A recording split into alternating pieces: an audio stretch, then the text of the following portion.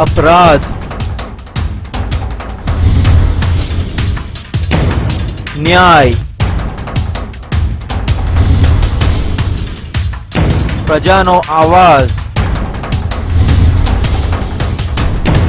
लोकशाही, अत्याचार सहन करती प्रजा, प्रजानो आवाज एटले अमे बनीशु तमारो आवाज। TV92 गुजरातनो आवाज। अशरफी न्यूज चैनल में आपનું સ્વાગત છે। હું છું અકરમ મૌલાના રુસ્તમ અને આપ જોઈ રહ્યા છો અશરફી ન્યૂઝ ચેનલ। અગર ચૂંટણીની વાત કરવામાં આવે તો વિધાનસભાની ચૂંટણી આગળ ભારતીય જનતા પાર્ટી દ્વારા પરિવર્તન રેલી કરવામાં આવી હતી અને આ રેલીમાં લગભગ લાખો કાર્યકર્તાઓ જોડાય તેવી ઉમ્મીદો લાગી રહી છે। જુઓ આ રિપોર્ટમાં।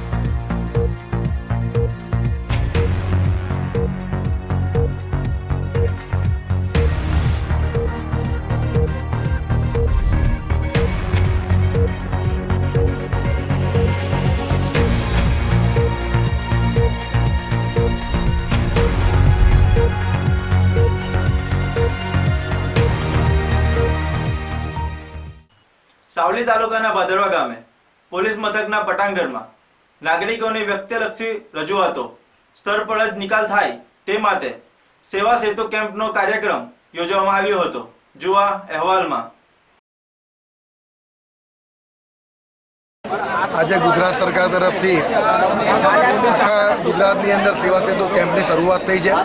आ सेवा सेतु कैम्प अंदर सरकार की तमाम योजनाओं ने आवरी लेवामां आवी छे अने एक क्लस्टर 15 गामनुं बनाववामां आव्युं छे। 15 गामना क्लस्टर ने लईने तमाम त्याना नागरिकों ने आ दरेक योजनाओं लाभ मळे एना आ गुजरात राज्यना मुख्यमंत्री आदरणीय मुख्यमंत्री आपणा विजयभाई रूपाणी साहेब और नितिनभाई पटेल साहेबे संयुक्त आ सरकारे जे निर्णय लीधो छे खूब आवकार्य छे। आज भादरवा खाते गुजरात सरकार द्वारा सेवा सेतु कार्यक्रम राखवामां आव्यो छे।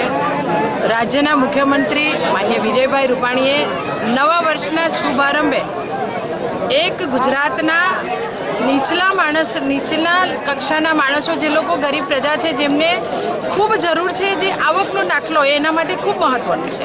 રેશન કાર્ડમાં સુધારો કરવો એ ખૂબ મહત્વનું છે।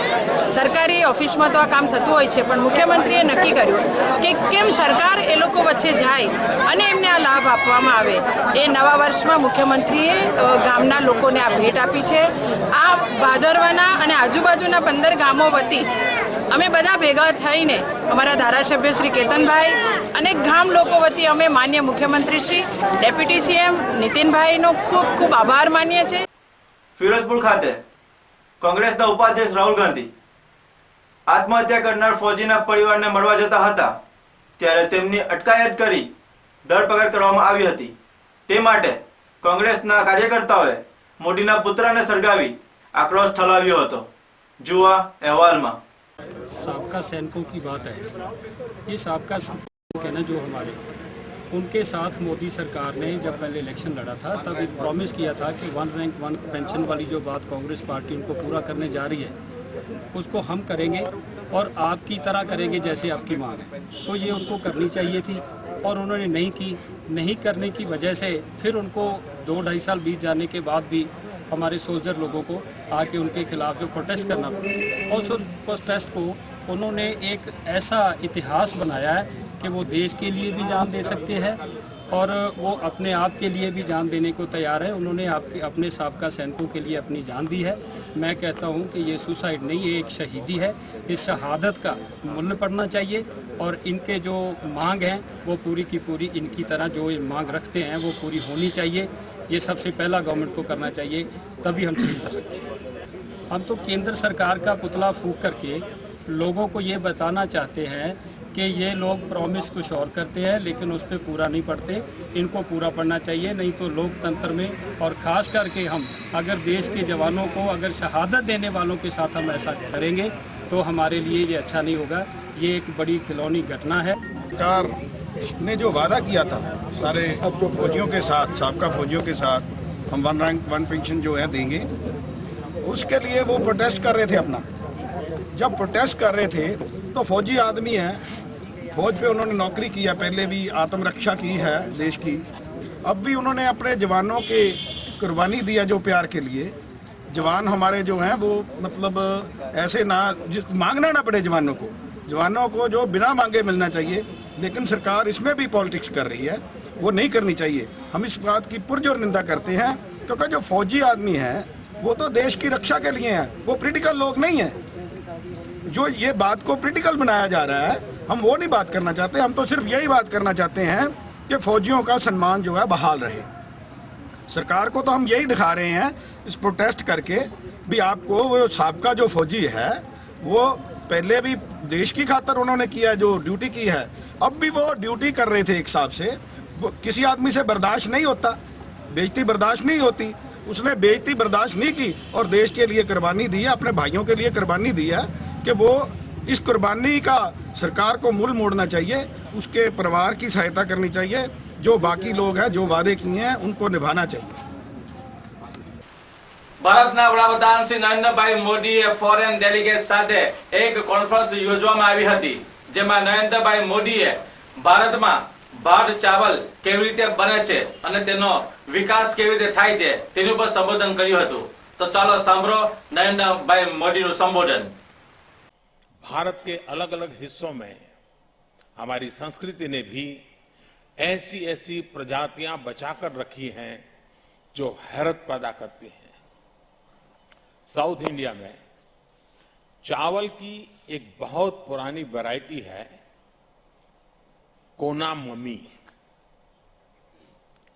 दुनिया भर में चावल की पैदावार बढ़ाने के लिए बेस रूप में इस वैरायटी का इस्तेमाल किया जा रहा है। इसी तरह केरल के पोक्काली चावल की वैरायटी को ऐसी जगहों के लिए विकसित किया जा रहा है जहां पानी बहुत ज्यादा होता है या खारा होता है, सॉल्टी होता है। मैं फॉरेन डेलीगेशन को खास तौर पर बताना चाहूंगा कि भारत में चावल की 1 लाख से ज्यादा लैंड रेसिस हैं और इनमें ज्यादातर सैकड़ों साल पुरानी है। पीढ़ी दर पीढ़ी हमारे किसान इनको सहेज कर रखते गए और उसको विकास करते रहे। और ये सिर्फ एक स्पीसीज एरिया में ही नहीं हुआ। असम में अग्निबोरा चावल की एक वैरायटी है जिसे सिर्फ थोड़ी देर पानी में भिगोकर भी उसे खाया जा सकता है। ग्लाइसेमिक इंडेक्स के मामले में भी ये काफी लो है, इसलिए डायबिटीज के पेशेंट से भी इसे अपनी डाइट में शामिल कर सकते हैं। ભારતના વડાપ્રધાન શ્રી નરેન્દ્રભાઈ મોદીએ ફોરેન ડેલિગેટના કોન્ફરન્સમાં સંબોધન કરતા જણાવ્યું હતું કે ગુજરાતમાં પાકતા ઘઉં ખોરાકમાં લેવાથી ઘણો ફાયદો કરે છે। તદુપરાંત તેમણે પશુપાલન વિશે પણ આવનારા મહેમાનોને સંબોધન કર્યા હતા। જો આ રિપોર્ટમાં। इसी तरह गुजरात में भाल इलाके में एक गेहूं की प्रजाति है, भालिया गांव गेहूं के नाते जाने जाते व्हीट। इसमें अधिक प्रोटीन और कैरोटीन पाई जाती है। इसलिए ये दलिया और पास्ता बनाने के लिए बहुत पॉपुलर है। गेहूं की ये वैरायटी ज्योग्राफिकल आइडेंटिफिकेशन के रूप में रजिस्टर की गई है। एग्रीकल्चर बायोडायवर्सिटी के एशिया में भारत का बहुत योगदान दूसरे देशों में भी रहा है। हरियाणा की मुरा और गुजरात की जाफराबादी भैंसों की पहचान इंटरनेशनल ट्रांस बाउंड्री ब्रीड के तौर पर की जाती है। इसी तरह भारत की ही अंगोल, गीर और कांकरेज जैसी गाय की नस्लें लैटिन अमेरिकन देशों को वहां के प्रजनन सुधार कार्यक्रमों के लिए भी उपलब्ध कराई गई थी। पश्चिम बंगाल के सुंदरवन से भेड़ की गैरोल नस्ल को ऑस्ट्रेलिया तक भेजा गया था।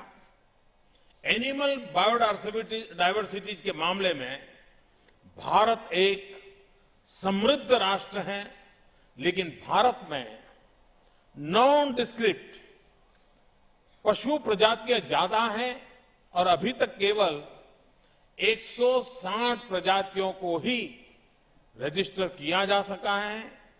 ભારતના વડાપ્રધાન શ્રી નરેન્દ્રભાઈ મોદીના માર્ગદર્શન હેઠળ દરેક સંસદે એક ગામ દત્તક લેવાની સલાહ આપી હતી, જેમ હાલ વડોદરા જિલ્લાના ડભોઈ તાલુકાનું ચાંદોદ ગામને ભારતના નાણાપ્રધાન શ્રી અરુણભાઈ જેટલીએ દત્તક લેતા ચાંદોદ ગામવાસીઓમાં ખુશીની લહેર છવાઈ ગઈ હતી। જુઓ આ રિપોર્ટમાં।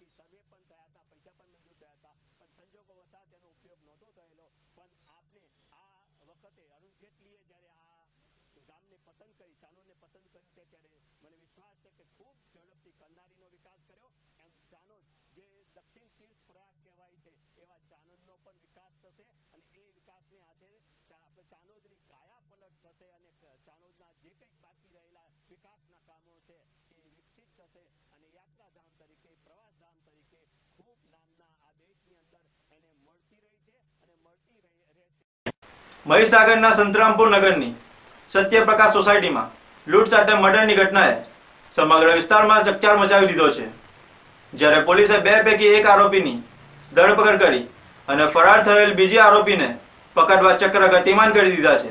જુઓ આ રિપોર્ટમાં। સાંજના સુમારે સંતરામપુરમાં એક 16 વર્ષની શાળાએ જતી બાલિકાનું એના ઘરમાં ગળું દબાવીને મોત નિપજાવી હત્યા કરી અને લૂંટ થયેલાનો એક બનાવ નોંધાયેલો। એક ગામના હતા અને ઓળખતા હતા, એટલે આ દીકરી પોતાનો લૂંટનો ભેદ ખુલ્લો ન કરી દે એટલા માટે પ્રથમ એની હત્યા કરી, ત્યારબાદ લૂંટ કરી। એટલે એક હિનિયસ ક્રાઇમનો મહીસાગર પોલીસે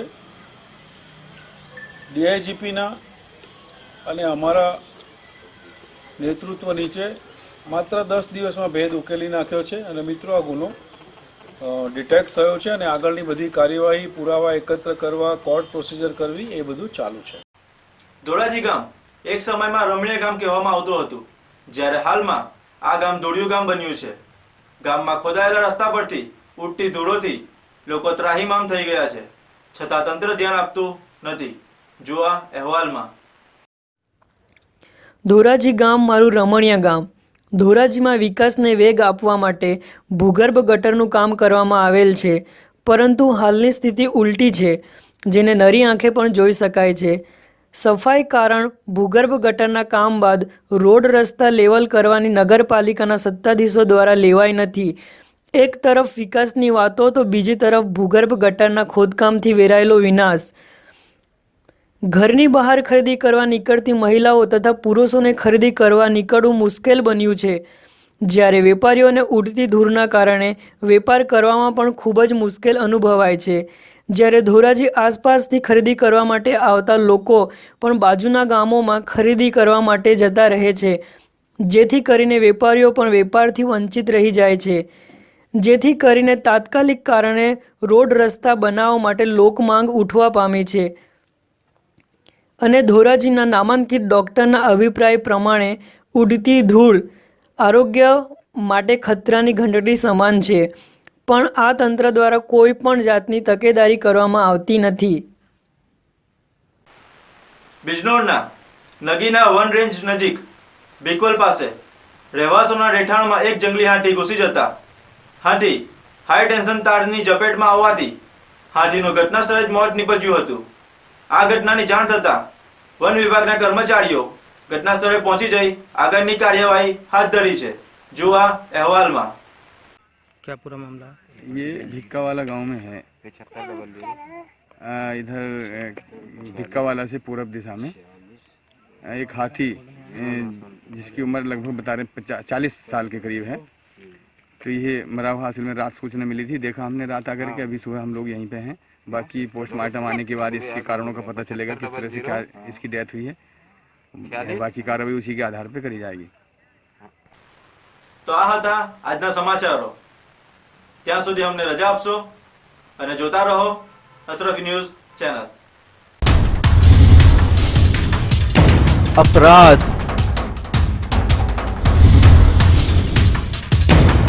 न्याय, प्रजानो आवाज, लोकशाही,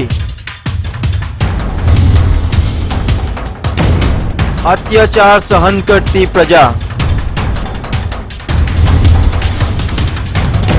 प्रजानो आवाज એટલે અમે બનીશું તમારો આવાજ. TV92 ગુજરાતનો આવાજ.